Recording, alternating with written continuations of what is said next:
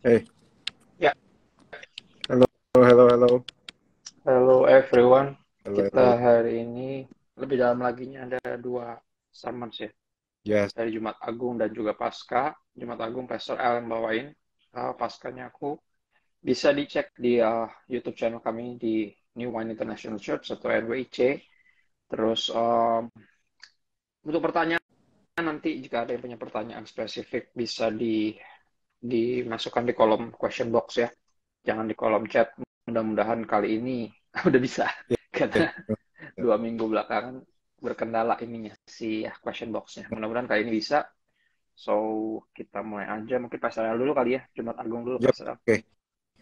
Sebenarnya teman-teman saya sih bahasannya simpel aja sih. Pas Jumat Agung sebenarnya saya khusus bahas soal darah. Jadi Jumat itu judul saya tentang Friday, Bloody Friday. Pembahasan tentang darah. Kenapa darah Yesus itu penting? Kenapa Yesus harus mati? Kenapa harus ada darah yang tertumpah? Itu sebenarnya sih. Apakah kenapa orang Manado tiap kali kaget harus ngomong, ih darah Yesus, yang kayak gitu-gitu loh maksudnya. What's so strong about the blood of Jesus? Karena mungkin kita sering kali ngomong soal darah Yesus, tapi gara-gara kita udah terlalu sering bicara, kita nggak mengerti esensi dari kuasa darah itu. So jadi, dan darah itu lebih relatable dari yang kita kira. Karena darah itu cairan yang ada di semua makhluk hidup tingkat tinggi, dan kegunaannya banyak. Dia memasok zat baik, membuang zat buruk, dan juga buat pertahanan. Dan ini kita ngerti bahwa tampaknya ini juga yang dilakukan dari Yesus pada kita, bahwa dia memasok kebenaran dan membuang dosa, dan juga sebagai pertahanan kita terhadap penghakiman gitu. Maksud itu juga penting. Nah, jadi memang kenapa harus Yesus harus mati di kayu salib? Kenapa harus ada darah tertumpah? Karena sebenarnya itu, kalau teman-teman tahu, di perjanjian baru darah itu selalu dihubungkan dengan konsep penebusan. Nah ini menarik, bahwa darah itu tampaknya di mata Tuhan tuh seperti currency, seperti mata uang, tuh substansi yang kayaknya tuh Tuhan tuh perhitungin banget. Allah tuh sangat perhitungkan, dan bahkan ada perjanjian lama. Nah ini yang kita perlu lihat perjanjian lama. Jumat kemarin saya banyak banget bahas soal perjanjian lama. Karena kalau kita ngerti perjanjian lama, kita akan bisa ngerti perjanjian baru. Perjanjian lama itu kayak apa ya? Perjanjian lama itu seperti kayak semacam blueprint lah atas apa yang nanti akan terjadi. Itu tuh perjanjian lama. Jadi kalau kamu ngerti perjanjian lama, kamu pada waktu kamu ngeliat perjanjian baru, klaim yang Yesus lakukan, apa yang Yesus lakukan di kayu salib, dan kenapa dia disebut anak domba Allah, itu tidak akan asing bagi kamu. Karena kamu udah lihat blueprintnya. Sama kayak kalau kamu ngeliat blueprint rumah, kamu udah lihat rumahnya, begitu rumahnya jadi, kamu nggak merasa asing, karena kamu udah pernah kebayang nih rumah. Nah, perjanjian lama tuh kayak gitu. Makanya pada waktu teman-teman lihat perjanjian lama, kamu akan bisa lihat samar-samar sebenarnya perencanaan Tuhan itu seperti apa. Karena yang menarik gini loh, sebelum hukum Taurat, kita perlu tahu bahwa pembunuh pertama itu bukan Kain. Pembunuh pertama itu Tuhan. Pada waktu Adam dan Hawa diusir dari Taman Eden, ada pakaian binatang yang dipakaikan ke Adam dan Hawa. Di situ kita lihat bahwa itu kulit binatang. Berarti ada binatang yang mati di situ. Dan Tuhan yang pasti bunuh. Jadi dia bunuh binatang agar sebagai ganti rasa malu dari apa yang dirasakan Adam dan Hawa. Jadi kulit binatang itu dipakai untuk menutupi kemaluan, malunya Adam dan Hawa. Dan itu sebenarnya gambaran yang bahkan sebelum hukum Taurat tentang apa yang kira-kira Yesus lakukan. Jadi teman-teman harus tahu. Jadi pada waktu bangsa Israel, itu pun begitu maju sedikit ke hukum Taurat, darah itu digunakan untuk penghapus atau penutup dosa. Karena Imamat 17 ayat 11 bilang nyawa makhluk ada di dalam darahnya. Jadi bagi Tuhan nyawa makhluk itu ada di darahnya, dan pada waktu ada darah yang tercurah, itu seakan-akan memberi kita pengertian bahwa ini ada nyawa yang diganti. Nah, di Imamat 16 dan 14 itu bilang bahwa ada ritualnya. Jadi si imam besar itu dia harus ngambil sedikit darah dari lembu jantan yang udah maot gitu ya. Dia percikin ke jarinya ke atas tutup tabut perjanjian, yaitu namanya tutup pendamaian di bagian mukanya, dan dia percikin sedikit darah 7 kali. Nah, ini ada artinya teman-teman. Bahwa ingat sekali lagi saya bilang bahwa perjanjian lama adalah blueprint perjanjian baru. Ada alasan kenapa dipercikin 7 kali, ada alasan kenapa itu harus lembu jantan, kenapa harus anak domba jantan. Dan kalau teman-teman lihat, itulah alasan kenapa Yesus dibilang anak domba Allah. Karena sebenarnya Yesus adalah gambaran besar, gambaran sebenarnya dari apa yang sebenarnya rencana Allah sebenarnya, yang sebenarnya sudah dibocorin di perjanjian lama sebenarnya. Jadi konsepnya dibocorin perjanjian lama. Makanya pada waktu Yesus ngomong ini itu, ahli Taurat ada yang tersinggung, tapi ada yang lumayan nangkep juga. Kenapa? Karena berarti dia tuh nggak nganggep dirinya itu penebus dosa. Nah, ini menarik nih. Jadi ada menurut tradisi Yahudi, ada namanya, setahun sekali ada namanya Hari Raya Penghapus Dosa, atau Hari Raya Grafirat, Yom Kippur.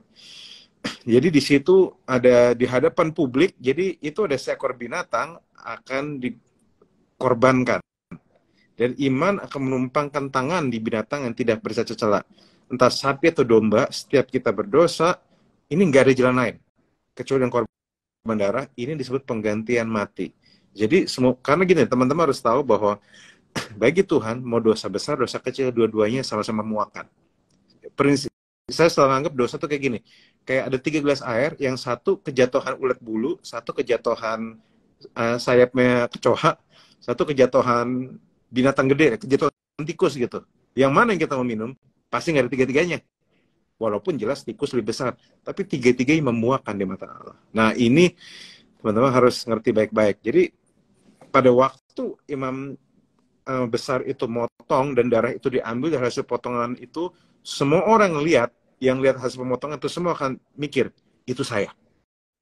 Itu lambang saya. Seharusnya itu saya tuh. Dan teman-teman juga harus ngerti, dan inilah gambaran salib, bahwa pada waktu sang anak domba Allah dikorbankan, harusnya kita mikir, itu saya. Itu harusnya saya tuh. Bukan dia. Nah itu teman-teman. Nah makanya kenapa dicipratin sama tabut perjanjian? Karena tabut perjanjian adalah lambang dari kehadiran Allah di perjanjian lama. Itu. Nah, yang kita perlu ngerti adalah kenapa harus dipercikin darahnya di tabut perjanjian? Karena masalahnya memang sama Tuhan. Masalahnya sama hadirat Allah.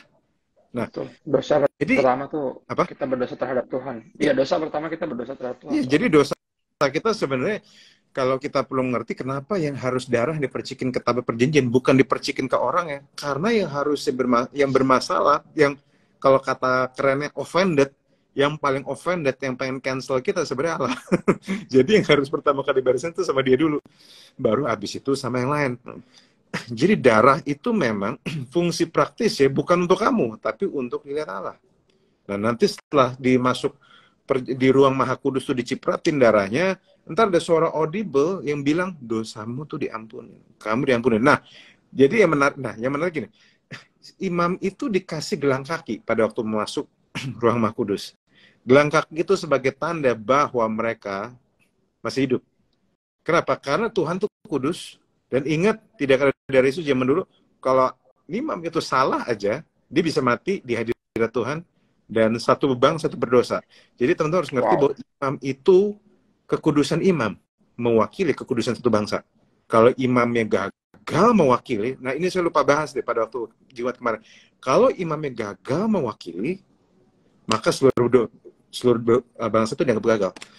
Kalau imamnya kudus di hadapan Allah, dia akan keluar dari ruang Maha Kudus dan seluruh bangsa bersorak-sorai. Kenapa? Karena kalau imamnya kudus, imamnya selamat.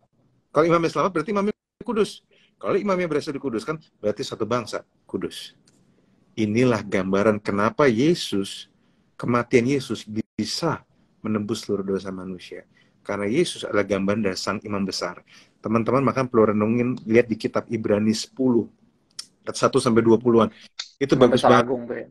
Bahwa dia imam besar agung, dan dialah yang mempertahankan, atau dia yang berhadapan dengan Allah Bapa, menjadi wakil kita, menjadi wakil manusia untuk menggantikan kita, gantiin hidup kita yang berantakan, supaya kalau dia kudus, kita dikudusin juga. Tapi kalau dia salah, kalau dia berantakan, kita juga kena, kita tewas. Nah itu, makanya 1 Petrus 1 ayat 18 bilang, sebab kamu telah tebus dari cara hidup yang sia-sia, bukan dengan barang fana, tapi darah Kristus yang sama seperti darah anak domba yang tak bernoda dan tak bercacat. Alkitab jelas bilang bahwa darah Kristus adalah darah anak domba 2.0, yang lebih ampuh, lebih efektif, nah yang bukan cuma menutupi dosa, tapi menghilangkan dosa. Nah lihat, teman-teman bisa perhatiin nggak bahwa Tuhan pandang korban ini berharga. Tuhan pandang darah Kristus berharga. Nah, pertanyaan saya, para makhluk-makhluk astral yang lagi lihat ini, kamu pandang darah Kristus berharga apa enggak? Nah, itu. Kita pandang bahwa kita mengerti nggak bahwa darah itu dipakai menyucikan kita. Kenapa? Karena gini teman-teman, sekarang kita harus balik lagi. Kenapa harus darah itu ada? Karena Yeremia 17:9 BMK bilang bagus banget. Hati manusia tak dapat diduga, paling licik dari segala-galanya, dan terlalu parah penyakitnya. Jadi teman-teman harus tahu bahwa Tuhan yang ngomong bahwa hati manusia itu kacau. Darah itu dipakai untuk menyucikan hati kita juga. Ia menyucikan, membersihkan kita. Dan juga soal teman-teman gini, yang paling problem di hidup kita itu sebenarnya bukan apa yang di luar. So kalau saya sempat bercanda, yang di luar itu bisa diperbaiki. Kalau ada duit, lu bisa diperbaiki. Yang dalam, mau uang sebanyak apapun nggak bisa diperbaiki. Sampai saking susahnya diperbaiki, sampai Tuhan sendiri harus turun tangan untuk perbaiki. Dan dia perbaikinya menarik deh. Yeskiel 36:26 mengatakan hal yang sangat menarik bahwa Tuhan memperbaiki bukan dengan cara dia perbaiki hatinya, tapi diganti hatinya. Artinya, bahkan bagi Tuhan sendiri, itu udah terlalu busuk sampai ini kayaknya tidak menguntungkan kalau diperbaiki. Mending yang diganti dengan hati yang baru. Nah, jadi satu bukti menurut saya gini, bukti terbesar ada Roh Kudus hadir di hati manusia. Itu adalah ada hati yang baru. Nah, hati yang baru contohnya apa? Nuraninya nyala lagi. Jadi teman-teman pernah ngerasa tiba-tiba yang tadi kamu bodoh amat tiba-tiba ngerasa, kok gue berdosa ya? Kok gue kayak gini nggak enak ya? Kok gue ngerasa gini nggak enak? Itu tanda nuranimu itu sehat. Nuranimu tuh nyala. Nah, tapi jadi sebenarnya teman-teman harus tahu bahwa nuranimu adalah data. Jadi, nah masalahnya yang jadi masalah ada orang begitu nurani lagi nggak enak, langsung down, langsung stres, langsung nggak tahu mau ngapain. Padahal sebenarnya nurani itu adalah data bahwa ada sesuatu yang tidak beres. Nah, justru pada waktu kamu merasa nuranimu terganggu, jangan malah kabur dari Tuhan. Nah, masalahnya banyak makhluk gaib nih yang nonton di sini, begitu nurani yang nggak enak, merasa berdosa, kabur dari Tuhan. Itu salah itu. Justru saat kamu berdosa, jangan lari dari Tuhan, larilah kepada Tuhan. Ingat nggak Pastor Chris, kita pernah dikasih pertanyaan, kalau misalnya saya masih ngerokok, tapi saya pelayanan, gimana ya kalau saya perlu nggak berhenti pelayanan? Kita cuma bilang, kenapa harus berhenti pelayanan? Berhenti ngerokoknya lah, jangan berhenti pelayanannya. Jadi yang dikejar kekudusannya, jangan malahan gaya hidup yang dikejar. Nah itu loh, itu poin-poin simpel yang orang tuh suka lupa. Jadi justru kamu tuh, nah saya kemarin sempat ngomong, Pastor Chris juga sempat quote, bahwa lari dari Tuhan itu pada waktu kamu berdosa, itu sama kayak orang lari dari WC, dari kamar mandi. Padahal kamar mandi membersihkan dia. Jadi kenapa lari dari kamar mandi? Takut kotor kamar mandinya. Lah, itu gunanya kamar mandi untuk membersihkan. Sama, justru hadirmu di hadapan Tuhan itu ada untuk membersihkan. Justru pada waktu kamu berdosa, datang sama dia dengan segala keberadaanmu. Ada satu statement dari Kurt Cobain yang salah satu mungkin menurut saya lagu paling alkitabiah dari judulnya Come As You Are. Lu bayangin, si Kurt Cobain aja tuh ngomongnya bener. Masa makhluk-makhluk Kristen ini datangnya tuh karena Tuhan takut, padahal Kurt Cobain bisa ngomong Come As You Are gitu. Sebagaimana kalau kamu berdosa ya udah datang sama Tuhan, akui dan sebagainya, dan Tuhan akan selalu bersihin. Dan darah Kristus lebih penting. Dan jadi hati yang sekeras batu itu diganti sama Tuhan. Jadi hati yang baru. Dan jadi darah itu menyelesaikan dosa, teman-teman. Nah, yang paling menarik, nah ini yang paling bagus menurut saya nih. Jadi darah itu tampak ya. Kalau teman-teman baca Ibrani 10 dari satu pasal, teman-teman kasih tahu bahwa kalau misalnya bangsa Israel tiap tahun harus dia mempersembahkan korban bakaran, Yesus cuma sekali. Dan setelah itu, Bapak di surga ngomong, nggak usah lagi.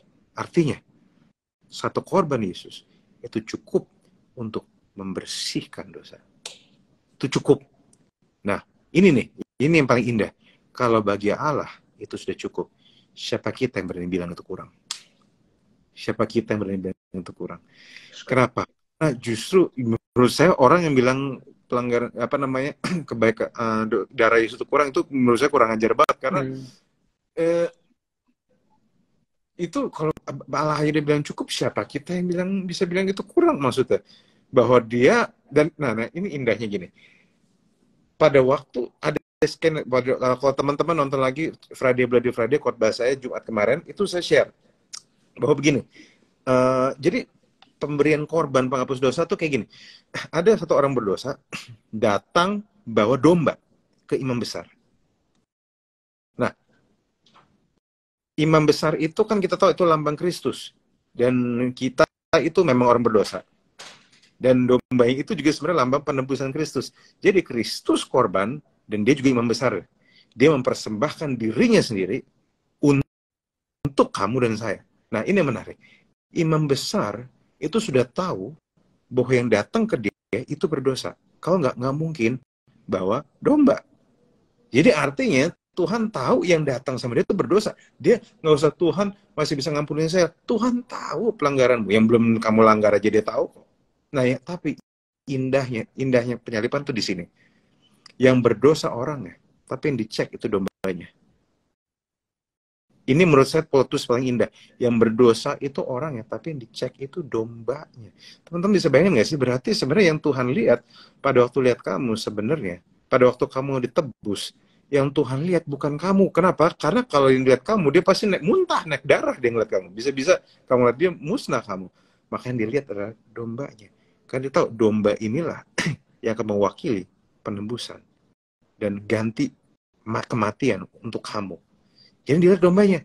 Kalau dombanya bersih, dombanya tak bercela, Tuhan bertanggung jawab itu semua di dombanya. Dan kalau misal dombanya bercela, ya itu masalahnya. Masalahnya, ingat Yesus dikatakan anak domba Allah. Sekarang teman-teman bayangin baik-baik. Apakah dia kurang? Bukankah dia yang sempurna? Dia Allah sendiri. Allah yang turun, bukan cuma jadi manusia, tapi jadi anak domba Allah. Lu bisa bayangin gak sih? Can you imagine that? Artinya, pada waktu Allah lihat kamu, yang dilihatin itu bukan kamu, tapi darah Kristus. Jadi kamu tuh harus datang pada Tuhan. Kalau kita mau berangkat dulu ya, sebelum nanti kita di spiritual disiplin, sebagai kita harus berangkat dulu. Kamu harus datang pada Tuhan dengan menghargai darah itu.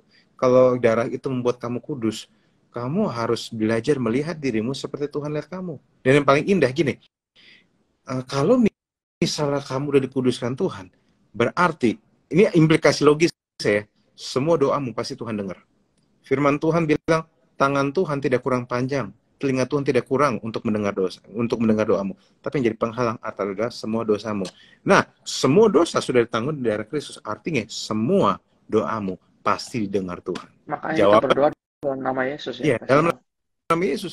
Karena dalam nama Yesus. Karena Yesusnya yang buat kita jadi dikonsider, kita diperhatikan, kita didengar, kita digubris kasar, kita dikasihi, ampun itu karena Kristusnya sang domba, anak domba itu. Jadi sekarang teman-teman jadi harus tanaman di pikiran dulu. Kalau saya doa Tuhan dengar saya nggak, saya yang berdosa. No, kamu pasti didengar Tuhan. Jawabannya memang bisa beda. Yes, jawaban pasti bisa beda. Bisa iya, bisa tidak, bisa tunggu. Tapi Tuhan pasti dengar. Tidak ada lagi penghalangnya. Karena teman-teman ingat nggak? Pada waktu Yesus mati di kayu salib, penghalangnya dan tanah Rumah Kudus itu robek tirainya. Tabirnya. Ya, tabirnya robek, bait suci robek, terbelah dua, membuktikan bahwa tidak ada lagi yang bisa menghalangi Tuhan. Kita semua punya akses. Tidak bisa. Pada tahta kasih karunia Bapa karena Yesus. Betul. Ya. Tidak ada lagi menghalangi kamu datang sama Tuhan. Jadi jangan-jangan hari ini semua kamu nggak bisa mendekat sama Tuhan itu bukan karena Tuhan, tapi karena parnomu sendiri. Karena bagi Tuhan tidak ada lagi menghalangi. Tuhan diterima kamu karena kamu dilindungi darah Kristus. Pentingnya makanya mengenal Tuhan lewat firman-Nya sebenarnya itu kebenaran indah ya. Bahwa kita udah ditebus. Jadi kita nggak mikirin gue bawa apa ya ke Tuhan gitu. Enggak, lu nggak bawa apa-apa. Lu come as you are karena harga yang mesti dibayar udah dibayar. Betul. Istilahnya tumbal yang mesti dibawa udah dikorbankan gitu. Sekali untuk selamanya dari kayak Pastor bilang. Ya. Ini yang ayat terakhir yang saya mau bilang. Yohanes 15 ayat 9 sampai 10. Dia bilang gini, seperti Bapa mengasihi aku, ya BMK bagus banget, demikian aku mengasihi kalian. Hendaklah kalian tetap hidup sebagai orang kukasihi. Dang. Dia bagus banget. Dia bilang gini, Tuhan gak minta apa-apa. Tapi dibilang gini, nomor satu, seperti Bapa mengasihi aku, demikian aku mengasihi kalian. Memberi kita pengertian bahwa kasih Bapa ke Yesus itu sama nilainya dengan kasih Yesus kepada kamu. Kalau Bapa kasih Bapa pada Yesus itu 1000, kasih Yesus pada kamu itu 1000. Kualitasnya sama, indahnya sama, powerfulnya sama. Dan di antara semua Yesus cuma minta satu, hendaklah kalian tetap posisikan dirimu, hiduplah, visualisasikan dirimu sebagai orang yang dikasihi. Kenapa? Karena lanjutannya gini, kamu baru bisa jalankan perintah Tuhan dengan semangat, tanpa ketakutan, saat kamu memposisikan dirimu sebagai orang yang dikasihi. Jadi ngerti ya teman-teman, posisikan dirimu orang yang dikasihi, baru kamu bisa taat. Jadi bukan karena taat, kamu dikasihi Tuhan. Posisikan diri kamu sebagai orang dikasihi, baru kamu bisa taat. Jadi justru angle self image yang benar itu yang mendorong kamu untuk taat, mendorong kamu rela baca firman, mendorong kamu untuk menjalankan apa yang saya sebut disiplin rohani, spiritual disiplin, latihan rohani. Itu yang bisa kamu jalankan dengan kepala tegak. Kenapa? Karena sebelumnya kamu sudah posisikan dirimu sebagai orang yang dikasihi. Nah, pertanyaannya, kamu posisikan dirimu sebagai orang dikasihi nggak? Itu teman-teman, itu. So, saya berharap ini bisa kamu mengerti baik-baik. Tangkap ini baik-baik. Nah, itu Jumat Agung. Nah, khotbah Minggu itu lanjutannya Pastor Chris. Silakan, Pastor Chris. Iya, kemarin aku coba lanjutin ya dari 2 Korintus 5 ayat 15. Ya, bahwa Kristus telah mati untuk semua orang supaya mereka yang hidup nggak lagi hidup untuk diri sendiri, Wow. tapi untuk Kristus yang telah mati dan telah dibangkitkan bagi mereka. Jadi biar pengorbanan Kristus meyakinkan kita bahwa Tuhan mengasihi kita, sehingga kita juga jatuh cinta sama Tuhan, sehingga kita akan melakukan apa yang Dia lakukan, Kristus lakukan. Kristus mengorbankan hidupnya, mengorbankan nyawanya untuk Anda dan saya. Kita melakukan hal yang sama. Ya, aku percaya ini yang disebut dengan di ayat 17 ya, dari 2 Korintus 5 itu kan ciptaan baru. Ini kan itu ayat terkenal tuh. Barang siapa dalam Kristus ciptaan yang baru, yang lama sudah berlalu, yang baru udah datang. Ternyata idenya adalah gini, Paskah selalu bicara kebangkitan, bicara tentang kehidupan yang baru. Ya, kehidupan yang baru. Nah, kehidupan lama adalah ketika kita hidup buat diri sendiri. Nah, hidup baru adalah sebaliknya. Ketika kita hidup untuk Kristus yang telah mati dan bangkit bagi kita. Ya, jadi kemarin di hari Minggu gue coba bagiin tentang orang yang sadar bahwa dia udah ditebus oleh Kristus ya, dengan darah yang mahal itu. Kita nggak akan menyia-nyiakan hidup kita untuk kita hidupi sendiri, artinya buat diri sendiri. Kita akan menghidupinya untuk jadi berkat buat sesama dan memuliakan Bapa. Nah, karena itu intinya dari kekristenan, hidup seperti Kristus telah hidup. Ya, Kristus bilang makanan saya, sukses bagi saya ya adalah melaksanakan kehendak Bapa dan menyelesaikan tugas yang dia berikan bagi saya. Ya, jadi biar itu jadi kerinduan yang sama. Kemarin sedikit banyak aku coba yakinkan siapapun yang dengar gitu ya. Mungkin yang belum nyimak, belum lihat full version bisa mampir ke YouTube channel kita di judulnya Finally Alive, akhirnya hidup. Akhirnya hidup. Karena Kristenan bukan bicara tentang seperti agama yang lain pada umumnya berbicara tentang orang-orang jahat belajar jadi baik. Ya, Kristenan bukan tentang orang-orang jahat belajar jadi baik, tapi tentang orang-orang yang mati dalam dosa dibangkitkan oleh Kristus. Ya, dibangkitkan oleh Kristus itu pada kehidupan yang baru. Jadi kemarin aku coba yakinkan siapapun untuk menyadari bahwa kuasa yang Tuhan berikan kepada kita ini harusnya dipakai untuk melayani. Kalau enggak akan dipakai untuk menzolimi. Ya, kuasa itu akan dipakai untuk umumnya orang dunia. Aku bahas Matius 20. Ya, pembesar dunia ini, pemerintah ini pakai kuasa itu untuk berkuasa, bukan untuk melayani. Tapi Yesus menarik, ya dia justru mengajarkan untuk barang siapa ingin jadi terbesar, hendaklah jadi pelayan. Ya, barang siapa ingin jadi terkemuka, hendaklah ia jadi hamba. Sama seperti Yesus bilang, sama seperti anak manusia, dirinya sendiri datang bukan untuk dilayani, tapi untuk melayani dan bahkan menjadi tebusan, memberikan nyawanya jadi tebusan bagi banyak orang. Itu yang Pastor bahas hari Jumat, dan gue coba konekin ke kehidupan nyatanya tuh apa efeknya kalau kita udah dibasuh sama darah Kristus tuh, efeknya tuh apa ya. Makanya Yohanes 13 jadi fokus sih kemarin ya, tentang Yesus mencuci kaki para murid itu. Karena gue percaya itu connected banget. Ketika kita sadar bahwa hidup kita udah dibasuh dengan darah Kristus, kita akan rela untuk membasuh kaki sesama kita. Artinya kita nggak hidup buat diri sendiri, itu perlambangan dari jenis pelayanan yang paling paling menghamba ya. Di era itu cuci kaki itu benar-benar kegiatan paling bawah, paling hina dari seorang hamba atau budak yang ada di rumah. Itu kerjaannya budak paling bawah, tapi Yesus sang guru dan tuan di Yohanes 13 mencontohkan satu teladan yang mencengangkan di era itu. Nah, kemarin gue sampai salah ngomong karena gini, ada ayat yang Simon Petrus sempat bilang kayak jangan kaki gue aja, satu badan dong dimandiin gitu kan, bahasanya gitu. Gue tuh ingatnya itu, tapi yang gue bahas malah kata-kata gini, di ayat 8-nya si Petrus bilang kan, engkau tidak akan membasuh kakiku sampai selama-lamanya. Itu kemarin gue bilang dia nggak apa sih, gue bilang kemarin dia itu dikasih hati minta ampla gitu. Padahal maksudnya bukan itu, dia tuh di situ dia berbicara tentang dia tuh protes sebenarnya, jangan, dia bilang sama gurunya, sekali-kali jangan membasuh kaki saya gitu loh, karena ini satu yang loh, jangan dong kok malah mencuci kaki gini.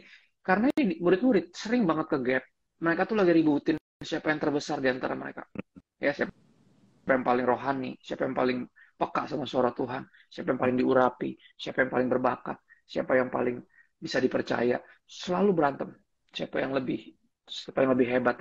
Tapi ketika mereka sibuk meninggikan diri, berlomba untuk menjadi yang paling-paling, si yang paling yaitu Yesus sendiri, guru dan Tuhan mereka, malah memutuskan untuk melayani, ya, menghamba, bahkan mencuci kaki. Dan ternyata cuci kaki ini adalah sebuah tindakan semacam figuratif ya, penggambaran untuk apa yang akan Yesus lakukan di kayu salib. Di ayat 8 kemarin gue fokusin di Yesus bilang gini sama Petrus yang bilang, sekali-kali jangan basuh kaki saya. Kata Tuhan Yesus gini, jikalau aku tidak membasuh engkau, engkau tidak mendapat bagian dalam aku. Ya kalau saya nggak cuci kaki kamu, atau dalam bahasa yang apa yang Pastor jelasin hari Jumat, kalau gue nggak mati buat menembus dosa-dosa lo, kita nggak ada hubungan. You're not part of me, I'm not part of you. Kita nggak punya relationship kita nggak punya koneksi sama sekali. Ya karena padahal koneksi ini segalanya. Ya makanya digambarkan dia yang tidak mengenal dosa, Kristus yang tidak mengenal dosa dijadikan dosa supaya kita dibenarkan oleh Allah, supaya kita terkonek lagi. Ya hubungannya dipulihkan sama Tuhan. Karena that's what it's all about. It's all about itu. More than just religion, dari agama. Ya bisa dari relationship. Ya, dan itu di Yohanes 13 aku juga ingetin bahwa dia memberikan teladan. Kehidupan yang baru adalah kehidupan yang melayani. Ya melayani itu sudah karena kita nggak hidup bagi diri kita. Ya kita hidup jadi berkat buat sesama, kita melayani sesama kita. Dan dengan demikian kita menunjukkan kepada dunia bahwa kita nih benar-benar sudah dibasuh sama Kristus. Karena barang siapa dalam Kristus kan disebut ciptaan baru. Yang lama udah berlalu, yang baru sudah datang. Dan kemarin gue coba ingetin juga bahwa Kristus bukan cuma juru selamat, tapi juga raja. Ya karena kalau kita cuma mendekati Yesus sebagai juru selamat, kita cuma percaya Yesus sebagai juru selamat, kita cuma nyari selamat doang ketika deketin dia. Ya kita cuma nyari buat kita, cuma nyari selamat. Gue pengen nanti kalau mati gue nggak masuk neraka, bisa masuk surga. Kalau Yesus cuma juru selamat, kita cuma nyari selamat ketika mendekati dia. Tapi kalau kita menyadari bahwa dia bukan hanya juru selamat, tapi juga raja, kita akan mengabdi kepada dia. Kita akan melayani dia. Ya, karena kehidupan melayani Tuhan itulah yang disebut apa yang membuat kita dipandang, consider, ya dianggap sebagai ciptaan yang baru. Yang lama sudah berlalu, yang hidup buat diri sendiri udah mati disalib bersama Yesus. Sekarang yang hidup bagi Tuhan dan jadi berkat buat sesama, itu yang apa ya, kita diubahkan menjadi ciptaan baru yang seperti itu. Ya, terus gue ingetin karena ini tentang pelayanan ya Pastor El. Karena Yesus juga raja, bukan cuma juru selamat, jadi kita mengabdi, kita melayani dia. Gue ingetin tentang pelayanan tentang dua hal di Kisah Rasul 17 24-25. Gue coba yakinkan siapapun yang dengar khotbah kemarin, ikut ibadah Paskah kemarin, bahwa Tuhan nggak perlu bantuan kita. Ya, Tuhan nggak kurangan apa-apa, justru dia yang mempercayakan kepada kita hal-hal yang ada dalam diri kita sekarang. Jadi ketika kita melayani, kita bukan upaya untuk bantu Tuhan, karena Tuhan nggak perlu bantuan. Ya, tapi ini yang menarik, Tuhan rindu kita melayani bersama dengan dia. Di Yohanes 12 ayat 26, gue kutip itu kemarin, gue coba bacain ya. Tuhan Yesus bilang gini, barang siapa melayani aku, ia harus mengikut aku. Dan di mana aku berada, di situ pelayanku pun akan berada. Jadi Tuhan punya kerinduan ketika kita melayani dia, bukan hanya melayani dia, tapi melayani bersama dengan dia. Dia pengen kalau dia lagi melakukan sesuatu, kita tuh ikut. Gitu, karena ada yang gini, ada yang mau dibagi oleh Tuhan sama kita ketika di dalam kebersamaan ini, dalam partnership, ya di dalam hubungan, di dalam relationship ini. Dia rindu berbagi sukacita. Nah, karena gini, dia nggak perlu bantuan, artinya ketika dia ajak kita pelayanan, dia nggak lagi berbagi tugas. Ya, Hmm. dia lagi berbagi sukacita. Kemarin gue jelasin tentang Yur.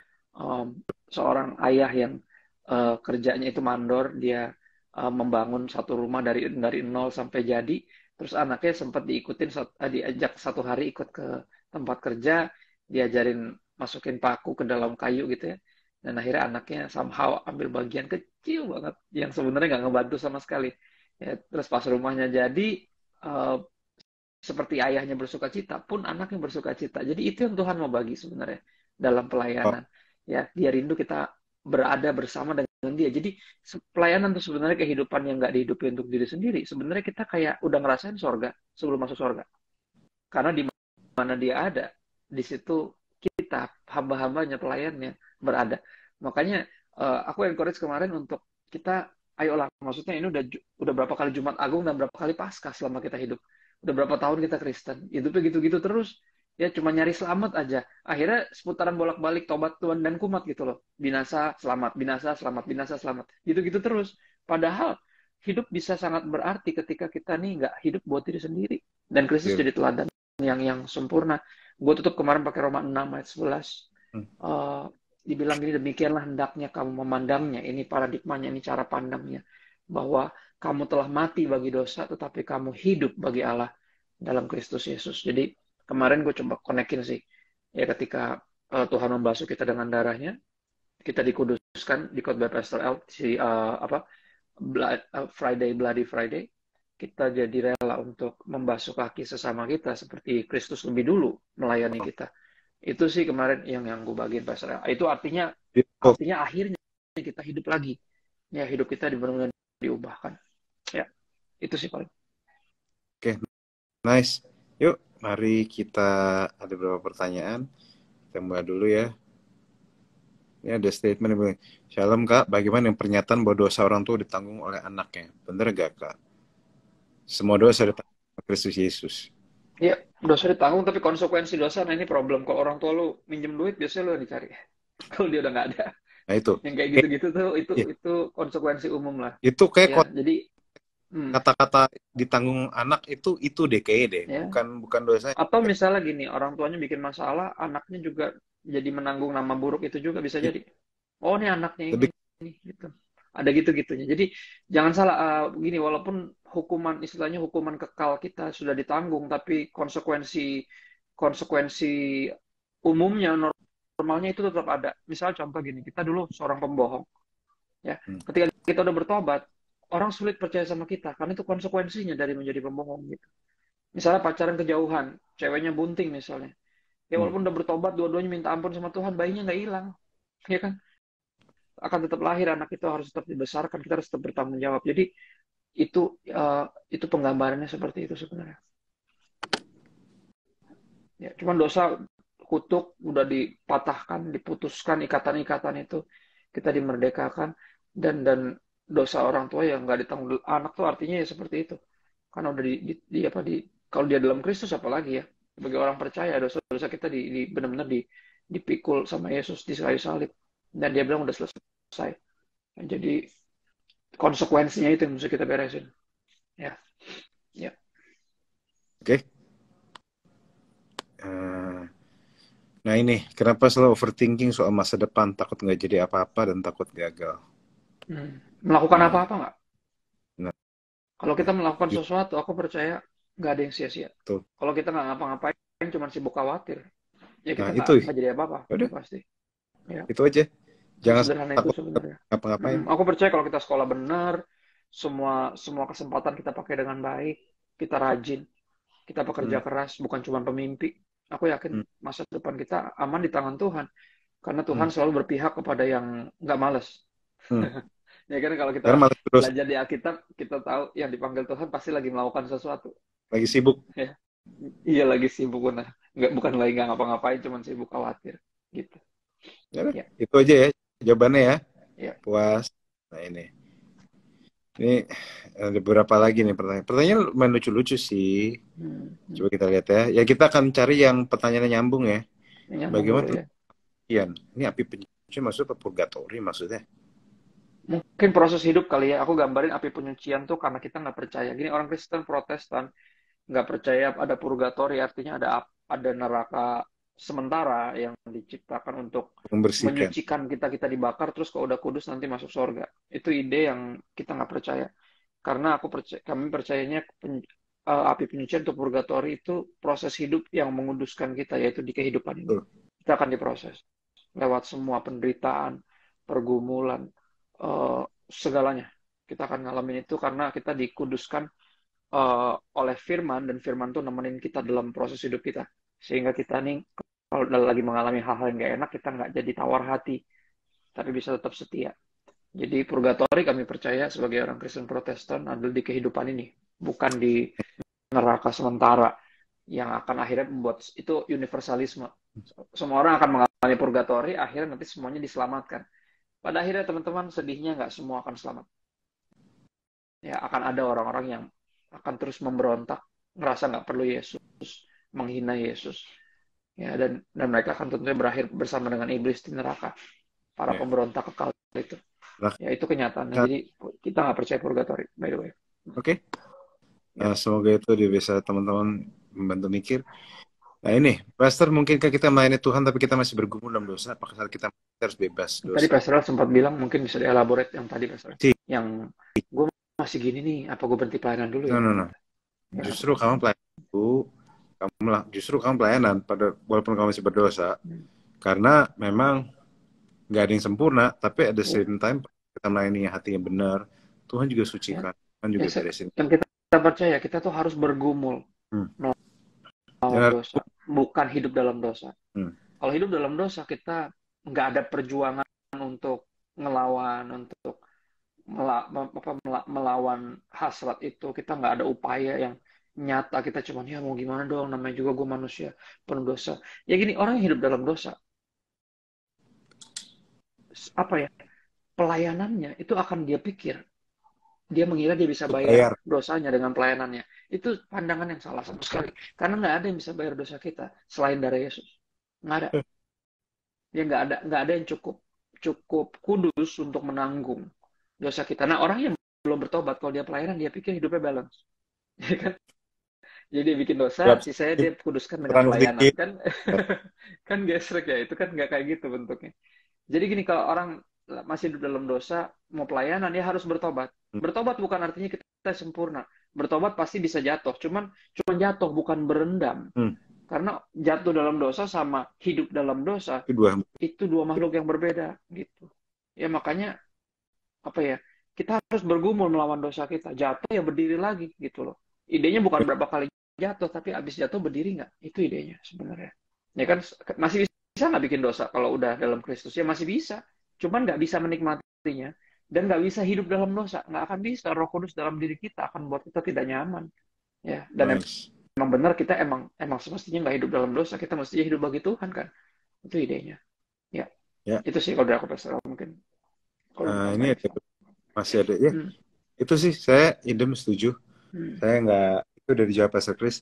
Nah ini, lalu Kak, kalau kita berdoa fokusnya ke pribadi mana yang Bapa, Putra, Roh Kudus? Ya, Holy Tritunggal itu semuanya kita tergantung kita lagi minta apa. Maksudnya ya Trinitas selalu jadi bagian dari doa. At least gue personal ya, gue berdoa kepada Bapa udah pasti.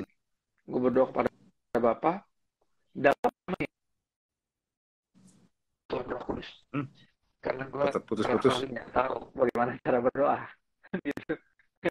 Tuhan membantu kita berdoa, bahkan mewakilkan kita, bahkan ketika kata-kata udah tidak bisa mewakilkan apa yang kita maksud gitu. Jadi kita berdoa dalam nama Yesus kepada Bapa, apa dengan tuntunan Roh Kudus. Bapa dan Roh Kudus. Saya berdoa kepada Bapa. Saya berdoa kepada Yesus. Saya berdoa kepada Bapa, tapi dalam nama Yesus. Ya. Kayak agak putus-putus ya tadi ya. Yes. Teman-teman putus-putus ya. Kalau lancar ya. Pastor sih kalau di gua agak hilang-hilang, apa sinyal gue jelek. Sebentar ya. Nggak tahu. Kayak ada sinyal kita, ada di antara kita yang hilang. Tapi Iya, ya udah. Oke, biasa lah. lagi. Gitu. Uh, uh, Ada lagi.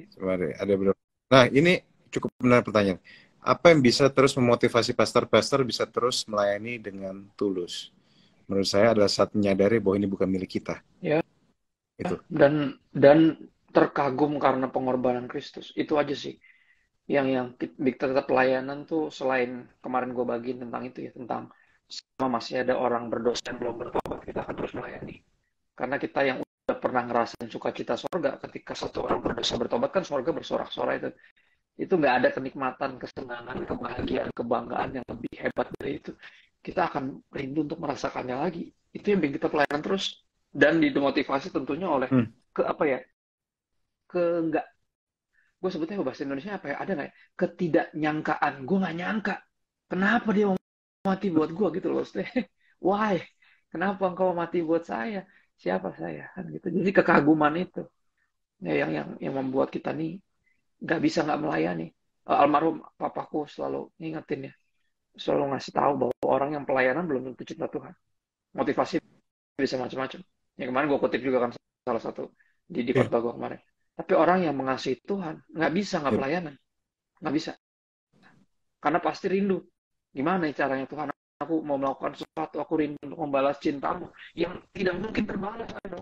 Tapi at least let me do something for the kingdom. Nah, itu udah pasti, itu pembuktian sih kalau aku lihat itu. Pasaran sendiri, menurut pasaran pelayanan tuh seperti apa? Yeah. Yang yang bikin saya tetap tulus adalah saya menyadari ini bukan milik saya. Ya juga karena saya memang Tuhan baik. Karena saya sadar apa yang Tuhan sudah beri. Dua hal itu sih. Ya. Jadi tetap mengerti bahwa ini bukan tentang saya, ini bukan milik saya. Itu ada dua pemikiran yang bagus banget karena saya setiap kali ini saya share sedikit. Setiap kali saya berkhotbah dan saya mulai kepikiran apa kata orang, saya langsung mulai overthinking sendiri. Tapi biasanya kalau di posisi itu saya akan punya satu mantra yang kudus gitu. Yang saya selalu ngomong ke diri saya dan ngomong kayak gini, it's never about you. Ini bukan tentang saya. Dan setiap kali saya bisa ngomong kata itu, terus damai sejahtera turun, pemikiran turun, kesegaran turun, dan keberanian turun. Karena saya tahu ini bukan tentang saya. Saya rasa kalau ada satu hal yang kita perlu bertobat itu self-centered. Merasa diri sendiri ya pusat kehidupan. Merasa diri untuk kamu yang penting. Soal buat me, Kenyataan myself, and I, kan gitu. ya, gini, Nggak boleh. itu yang kecewa. Gini, your self-centered menaruh dirimu terlalu tinggi sehingga mudah jatuh karena kecewa. Karena self-centered itu menaruh diri terlalu tinggi. Sehingga pada waktu kita jatuhnya sakit. Kekecewanya tinggi. Tapi orang yang nggak self-centered, orang yang tidak merasa berpusat sama diri sendiri, orang menyadari pelayanannya untuk apa, itu dia nggak bakal mudah sakit, jujur aja. Karena dia tahu ini bukan milik dia. Misalnya, masih banyak orang pas pelayanan diambil gitu misalnya kayak, oke, kamu bukan lagi koordinator ini, tersinggung, marah, keluar dari gereja. Saya cuma bilang, situ tuh siapa? Situ siapa? Kau diambil, ya udah nggak apa-apa. Kamu dikasih gratis kok. Masa kamu diambil nggak mau? Saya Dan itu berkali-kali bukan punya ngomong, kita juga ya, Pastor ya, ya. saya bisa buktikan kalau someday Pastor Robert bilang, Pastor L, you bukan eksekutif pastor lagi, dia ambil, saya nggak masalah. Karena hidup ini, saya suka ada satu hambatan begini, hidup ini jangan cuma berdasi, jangan cuma bergengsi, tapi harus berfungsi. Sedap. Itu Filipi kalau nggak salah ngomong. Sedap. Dia bilang hidup tuh jangan Ya. cuma keren doang, atau jangan cuma bergengsi yang kayak gue itu ditinggiin. No. Hidup itu berfungsi. Dan saya tahu satu hal, dengan atau tanpa posisi, kalau memang Tuhan yang panggil untuk pelayanan, saya akan bisa berfungsi. Kita akan. Ya, Jadi itu yang kemarin gue bahas tentang strength is for service ya. Jadi bukan tentang berdasi kelihatannya, bukan bergengsi, tapi pangkatnya atau jabatannya, posisinya yang di atas, tapi fungsinya sebagai yang melayani. Dan tadi benar saya bilang tentang kalau kita melayani itu kita memposisikan diri itu di bawah. Orang yang udah di bawah itu nggak bisa direndahin, karena udah di bawah. Jadinya hidupnya lebih nggak sakit, karena dia tahu dia ini hamba. kalau bokap bokap dulu ya almarhum ya, selalu gambarin kita nih, ada unsur dalam bahasa asli kalau pelayan itu doulos tuh kayak keset. Jadi Hmm. keset itu kalau papa bilang, kalaupun diinjak dia tetap welcome kan gitu. Tulisannya welcome, keset welcome dulu. Set, set, set. Mau digesek-gesekin kaki kayak diinjek-injek orang tetap welcome karena itu hamba tuh seperti itu. Menyadari bahwa saya ini hamba Tuhan, saya ini pelayan Tuhan. Ya kalau saya diperlakukan seperti hamba ya puji Tuhan, nggak ada masalah. Ya, Yang penting berarti raja saya ditinggikan. Ya ya ya. Sip. ya, ya Apalagi? sudah. Semoga itu bisa jadi bahan pemikiran. Ya ya Yang melayani di sini, kalau posisimu diambil, santai aja. betul. Kok Sans bukan punya kita kok, bukan punya bukan punya kita. kita. Dan ini bukan tentang kita juga kayak pastor Beneran, kita saya chill bilang. banget. Ya, that's good. Like, ini ada lagi. Nah, ini ada pertanyaan agak ajaib sih menurut saya sih. Bak benar kitab yang sengaja dihilangkan alasan dan kitab apa saja? Nggak ada, aku nggak pernah dengar. Hilang maksud dia hilang tuh apa maksudnya? Saya nggak nangkep itu. Ya, ya, Apa ya. dia ngomong Deuterokanonika atau apa maksudnya? Soalnya saya tahu nggak pernah ada kitab yang hilang, nggak ada yang kitab yang emang nggak dimasukin pada Emang waktu nggak mas. masuk. Ya, ya, ya. Ya, ini perdebatan itulah kanonisasi lah. Perdebatan sepanjang abad lah. At the end of the day kitab-kitab yang gak ada urusannya sama Yesus yang mesti minggir karena satu Alkitab itu kan tentang Yesus. Hmm. Makanya perjanjian lama dan perjanjian baru bisa connect karena perjanjian lama seperti tadi Pastor bilang termasuk tentang penyucian melalui darah itu semua cuma persiapan untuk apa yang Yesus lakukan di kayu salib. Ya kalau kitab nggak ada urusannya sama Yesus, Buat ya mau apa? itu penemuan, mau itu dari dulu atau penemuan baru, nggak bisa dimasukin karena nggak ada nyambung-nyambungnya. Yang Hmm. bikin nyambung ya Yesus. It's all about Jesus. Soal dari Kejadian sampai Wahyu. Bahkan Wahyu, ya kitab yang terkenal karena naga dan Hmm. antikris. Bahkan di ayat pertamanya ditulis, inilah Wahyu Yesus Kristus. Betul. Bahkan Wahyu aja tentang Yesus loh. Kan gimana ya maksudnya? Oh, Kalau kitab-kitab itu bukan tentang Yesus, ya pantasan nggak masuk. Ini bukan masalah politik, bukan masalah kekuasaan. Ini masalah Yesus. Karena it's all about Jesus. It's all about ya. Jesus. Ya. Mari Hmm. silakan. Masih ada beberapa pertanyaan lagi. Ada nggak bisa connect? Tadi ada yang nanya di kolom chat, tadi sempat gua foto nih. Nggak tahu. Dia nanya gini, atau dia lebih tepatnya, dia memberikan pendapat sih tentang si kulit binatang tadi yang Pastor El bilang. Kan Tuhan pembunuh pertama tuh, diambil kulitnya untuk menutupi kita kan dari shame. Hmm? Ya. Menurut dia bilang ini, kalau menurut saya kulit binatang yang menutup aurat Adam dan Hawa adalah gambaran manusia yang pribadinya dijalankan masing-masing dan tidak mau lagi saling terbuka. Ya itu nggak ada koneksi ke sono. Koneksinya lagi nih, dosa justru membuat kita jadi parno. Ya jadi nggak ada keterbukaan. Itu justru kulitnya itu dikasih untuk menutupi rasa malu sehingga kita nggak saling melukai. Hmm. Karena gini, orang yang malu terus ngerasa bersalah dan juga terluka, hurt Bisa people galak kadang. tend to hurt other people. Hmm. Ya orang yang terluka akan punya kecenderungan tanpa sadar melukai orang lain. Makanya Tuhan tutup itu biar Adam dan Hawa nggak lagi saling melukai walaupun akibat dosa. Mereka emang jadi lebih curiga, saling menyalahkan kan gitu. Tapi kulit dombanya, kulit binatangnya bukan untuk malah justru menunjukkan gambaran yang jadi nggak mau saling terbuka, bukan. Justru itu Tuhan yang itu gambar untuk Tuhan yang akan apa istilahnya melindungi kita dari rasa malu itu karena makanya Yesus kan ketika disalib pun disalib dalam keadaan dipermalukan. Hmm. Kenapa? Karena supaya kita yang apa rasa malu kita ini benar-benar diambil sama dia. Hmm. Dia yang mati dipermalukan sehingga kita nggak perlu hidup mempermalukan Tuhan lagi. Tuhan. Dengan rasa malu kita bisa hidup mempermuliakan Tuhan. Ya. Oh. Dan kalau penggambaran ini di Perjanjian Lama juga aku suka kisah ini tentang ketika siapa namanya Yakub mau mencuri dalam tanda kutip ya berkatnya Esau kan, dia pakai kulit binatang kan, dia deketin papanya, jadi papanya kira dia itu anak sulungnya si Esau. Jadi gue selalu gambarin gitu PSL, kita nih kalau nggak mendekati Bapa dalam nama Yesus, kita nggak punya akses itu. Karena ketika Bapa ngelihat kita, karena ada pengorbanan Kristus, dia melihatnya Yesus, bukan lihat kitanya. Yeah. Yang tadi Pak saya bilang, dombanya yang dilihat, bukan yang bawa domba. Yang bawa domba udah pasti penuh dosa. Tapi dombanya yang dilihat. Dan aku setuju karena ketika Bapak ngelihat kita, dia melihat Yesus sebenarnya. Gitu loh. Yesus yang udah mati buat kita. Makanya ayat terakhir, ayat yang itu sih 12:26 tadi tuh Pastor Yohanes, dia bilang gini kan, barang siapa melayani aku, dia dihormati oleh Bapa. Ya kan, gue jelasin itu kan. kenapa Bapa istilahnya bisa menghormati kita yang penuh dosa ini? Siapa anak manusia? Sehingga Tuhan mindful of us, mendengar doa-doa kita.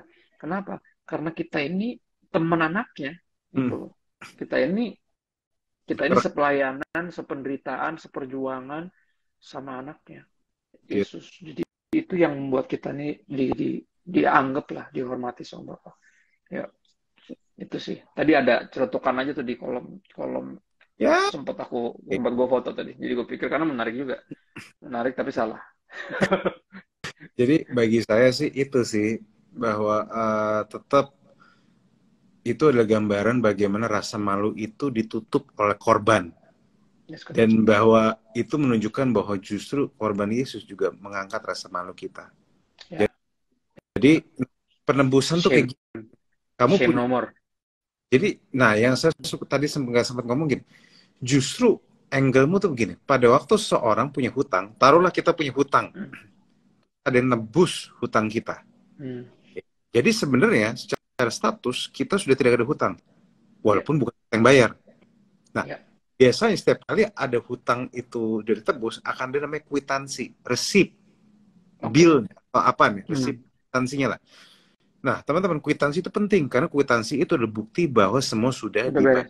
Lunas, ya. Jadi artinya gini, kadang sangat mungkin penagih utang suka iseng sama kamu. Ayo, kamu belum bayar ya dan sebagainya. Nah, yang terjadi kalau kamu di posisi seperti itu lagi, kamu nggak perlu enggak, sudah bayar gitu, enggak. Kamu tunjukin kwitansinya. Nih, gue udah bayar. Lu mau ngomong apapun, ini udah bayar. Nah, kwitansi untuk hidupmu itu adalah salib Kristus. Kwitansi dan Kristus itu kwitansinya. Kematian Yesus membuat kamu punya kwitansi, kebangkitan Yesus meresmikan kwitansi itu, sehingga kalau ada iblis yang datang, kalau ada rasa bersalah datang, tunjukin kwitansinya. Jesus died for me, you get the hell of it. So good, ya. Wow. Jadi, nah, soalnya itu orang mereka tuh masih tengil kadang. Kita tuh suka petantang-petenteng sama dosa, sama sama rasa bersalah gitu, datang gitu misalnya gitu, oh enggak, gue bisa hadapin rasa bersalah, akhirnya kalah. Pada waktu rasa tertuduh itu datang, nggak usah petantang sendiri, ntar lu ditoyor, kasih kwitansinya aja. Betul, pandang salib Kristus. Kita ingatkan diri kita bahwa kita itu dikasihi dan berharga, dan puji Tuhannya dipercaya untuk masih bisa berguna ya Pastor ya. Kita kan dalam bulan temanya kan Amazing Grace ya. Yang amazing dia bukan hanya menebus kita kembali menjadi miliknya, tapi somehow kita bukan hanya diampuni tapi juga dipercaya untuk dipakai untuk melayani. Gila itu Amazing Grace banget lah, maksudnya untuk bisa diampunin aja udah puji Tuhan, tapi untuk dipercaya untuk dipakai itu kan mind blowing sekali gitu. Nah, itu minggu lalu saya bahas tentang mercy and grace. Mercy kita nggak mendapatkan hal jelek yang harusnya kita dapatkan. Ya, berdosa harusnya dihukum kan gitu, tapi diampunin akhirnya. Itu mercy. Itu. Ya, tapi grace setelah kita dapat harusnya tidak layak kita dapatkan. So beautiful. Kayak permainan kata tapi bagus aja gitu. It's good. Ya.